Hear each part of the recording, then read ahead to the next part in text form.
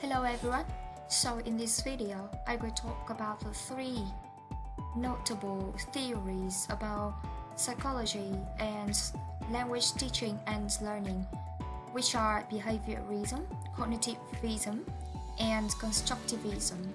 The reason why we're going to talk about the three theories is because, as you can see in this picture, the two circles, there's a connection between psychology and second language teaching and learning. You see the two circles are overlapped. And obviously, they have something in common. So scholars noticed that they could develop behaviorism theory first of all, which developed significantly through 1910s and 1950s. And in behaviorist fields, the learning process is comprised of the formation of stimuli and reflexive responses, which means it consists of stimulus versus response and unconditioned versus conditioned response. So let's go through the explanation for this theory. So the theory that held that language is essentially a habit or behavior like any other, which is mastered through general learning principles. And these principles include imitation, reinforcement, and punishment.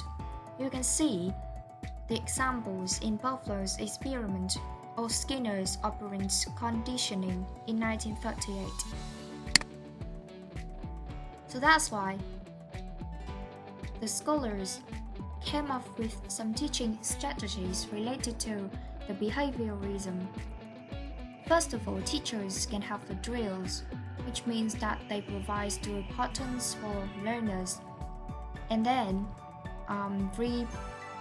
repetition and reinforcement for learners will be provided. Secondly, they can have guided practice, which give learners reinforcement and behavior demonstration that learners need to follow.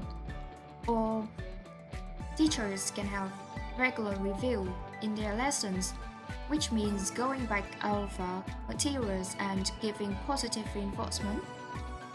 And this will help students retain information much better. Last but not least, teachers can have positive reinforcement in their class. So the verbal reinforcement in praise, reward systems, added privileges, and more are believed belong to behaviorism. However, this theory received criticism in the early centuries because it's not as effective for analytical and comprehensive learning, and it doesn't encompass enough of human learning and behaviors. So, this theory is believed that it's not fully developed. That's why researchers came up with the new idea of Cognitivism, which developed significantly from 1960s to 1980s.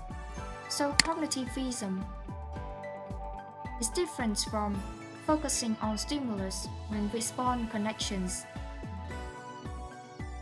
in learners, but the psychological principles of organization and functioning is the main idea of cognitivism. So basically, this related to the generative linguistics field, and this theory employs tools of logic, reasons, extrapolation, and inference, which can then derive explanations for human behaviors. But later on, the cognitivism was further developed into constructivism from 1980s to present, with the two notable figures, as you can see in the two pictures. We have Piaget and Vygotsky. So John Piaget and Lev Vygotsky are the two notable figures for the view of constructivism in psychology and English language teaching as well. So this theory integrates linguistics, psychological, sociological paradigms.